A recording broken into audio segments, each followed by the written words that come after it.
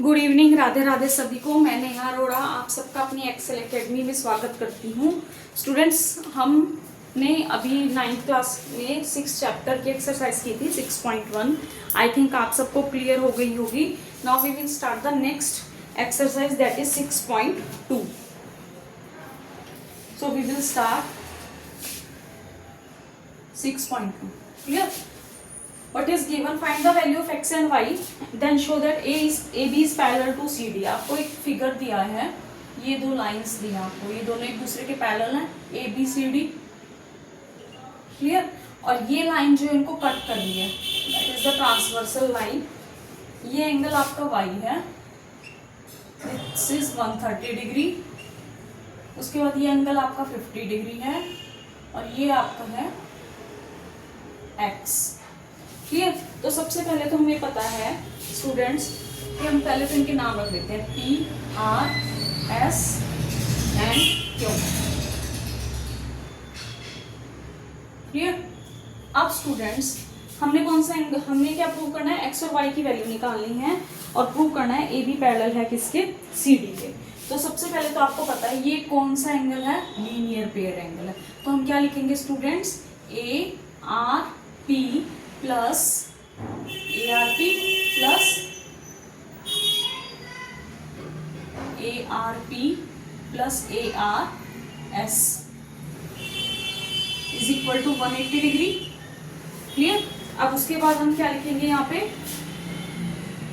Linear pair. अब ARP की value आपकी कितनी है, 50 डिग्री, और ये एंगल कितना है, x। तो x की वैल्यू कितनी आ जाएगी आपकी, 180 minus 50 degree, that is equal to 130 degree. तो ये एंगल कितने का हो गया स्टूडेंट्स, आपका 130 डिग्री का। क्लियर? अब स्टूडेंट्स आपको पता है जो ये वाला एंगल है QSD, ये वाला एंगल और ये वाला जो एंगल है CSQ एंड QSD, QSC ये वाला एंगल, और एक एंगल आपका है RSD। ये दोनों एंगल जो हैं आपके कैसे हैं, वर्टिकली अपोजिट एंगल। और मैंने कल आपको बताया था जो वर्टिकली अपोजिट एंगल होते हैं वो हमेशा इक्वल होते हैं। तो जब आपके पास QSC की वैल्यू कितनी है, 130 डिग्री, तो RSD कितना हो जाएगा, that is also equal to 130 degree. Clear? तो ये एंगल भी कितना हो जाएगा, 130 डिग्री। तो ये भी आपको पता चल गया 130 है, ये आपको पता चल गया 130 है। तो अब हमें पता है कि हमारा x एंगल किसके इक्वल है, y एंगल के इक्वल है। इसका मतलब जो हमारी AB लाइन है वो पैरेलल है किसके, CD लाइन के। कुछ नहीं किया स्टूडेंट्स, ये टोटल एंगल 180 डिग्री का है, लीनियर पेयर ऐसे है ना, ये ऐसे है, ये वाला एंगल ले रहे हैं हम, ये दो एंगल से मिलके बना है। ठीक है, उनको लिख दिया PRA या ARP लिख लो और ARS। तो 180 डिग्री का एक की वैल्यू 50 है तो दूसरी की कितनी आ जाएगी, 130। फिर उसके बाद QSC ये वाला 130 है, तो RSD ये Y भी 130 डिग्री होगा। क्यों? क्योंकि ये दोनों वर्टिकली अपोजिट एंगल है। Clear students? Now we will take the next question.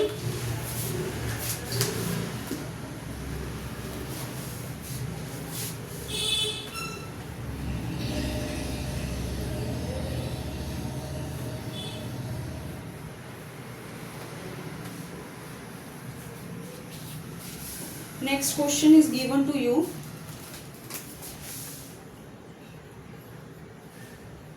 Next question is AB is parallel to CD। AB parallel है स्टूडेंट CD के। क्लियर? उसके बाद CD पैरेलल है EF के। CD is parallel to EF। ये आपको given है और आपको रेशो दी हुई है y/z is equal to 3:7 and find x। Clear? और हमें क्या दिया है साथ में, ये लाइन इनको कट कर रही है, ये एंगल आपका z है, ये एंगल आपका x है, सॉरी ये वाला एंगल आपका x है और ये वाला एंगल क्या है स्टूडेंट्स, आपका y। अब हम इनके नाम रख देते हैं, ये P है, ये R है, that is S, that is T. और ये आपका हो जाएगा 4। Clear students? अब देखिए स्टूडेंट्स, सबसे पहले जो हमारे पास एंगल है y और z, angle y plus angle z, ये कितने डिग्री का है?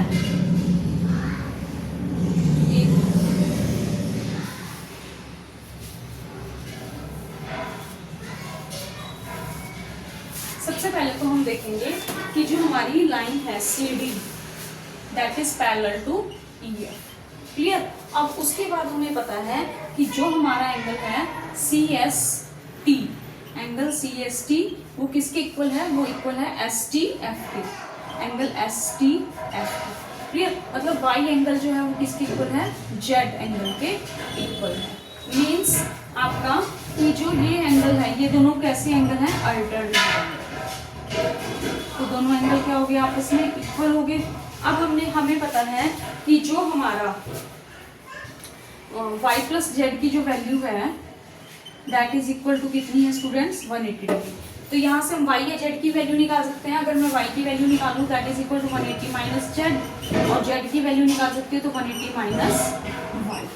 Clear students? अब हमारे पास सम कितना दिया है रेशियो का? कितनी रेशियो दी थी? 3:7, मतलब 3 + 7 दैट इज इक्वल टू 10।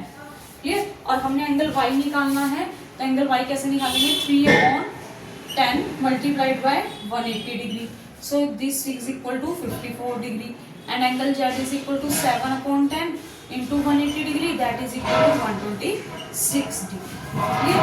तो यहाँ से हमारे क्या आ गए? दो एंगल आ गए, एक एंगल y आ गया और एक एंगल हमारे पास क्या आ गया? z।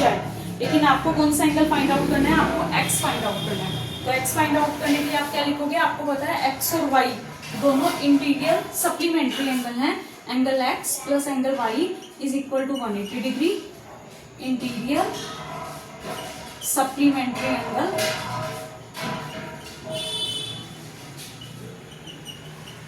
सो हमें एक की वैल्यू पता चल गई, इसकी वैल्यू पता चल गई हमें y की। y is 54 degree is equal to 180 degree, then angle x is equal to 180 minus 54 that is equal to 126 degree. Clear student? कुछ नहीं किया, ये दोनों एंगल जो है अल्टरनेट एंगल है। ठीक है, तो दोनों एंगल इक्वल होंगे। फिर उसके बाद हमें पता है y प्लस जेड का जो सम होता है 180 डिग्री होता है। उसके बाद सम प्रोपोर्शन का कितना दिया हुआ है? 3:7, दोनों को ऐड किया 3 + 7 10 हो जाएगा। एंगल y में क्या लेंगे? 3 ऊपर लेंगे, जो y की वैल्यू को ऊपर लेंगे, टोटल नीचे मल्टीप्लाइड बाय 180, और z के केस में z वाला एंगल ऊपर, z की वैल्यू ऊपर, नीचे टोटल मल्टीप्लाइड बाय 180। अब हमें पता है x और y हमारे क्या है? इंटीरियर सप्लीमेंट्री एंगल हैं, तो उनका सम कितना होगा? 180 डिग्री होगा। तो एंगल x प्लस y की वैल्यू हमें पता चल गई है 54 डिग्री है, तो x निकाल सकते हैं 180 minus 54 that is equal to 126 degree. Now we will take the next question, that is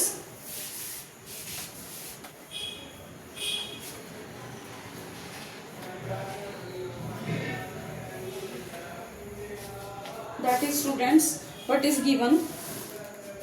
AB is parallel to CD, AB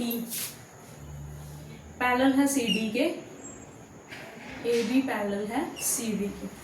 उसके बाद आपको क्या है? EF परपेंडिकुलर है CD पे, EF परपेंडिकुलर है CD पे, ये E है, ये F है, परपेंडिकुलर है। ठीक है, angle GED, angle GED given है आपको फिगर, ये GED, GED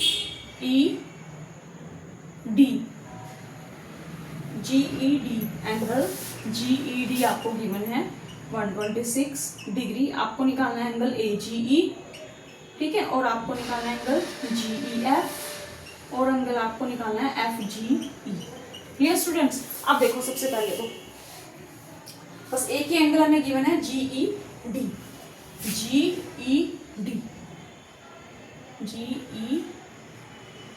एंगल हमें गिवन है।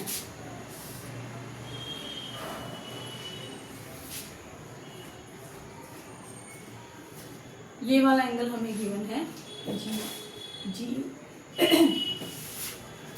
GED। सबसे पहले तो स्टूडेंट्स जो हमारा ये वाला एंगल है GEF, एंगल GEF कितने का होगा? 90 डिग्री का होगा ये एंगल।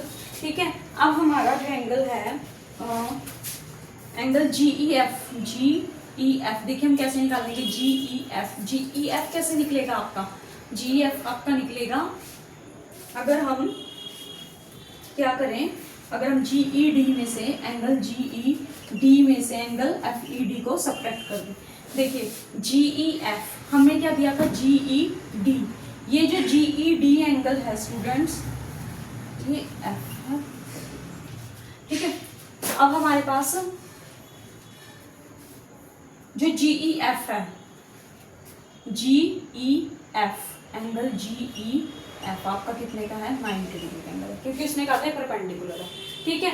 उसके बाद GEF ये वाला पूरा एंगल आपका कितने का है 126 डिग्री का है। GED एंगल कितने का है 126 डिग्री का।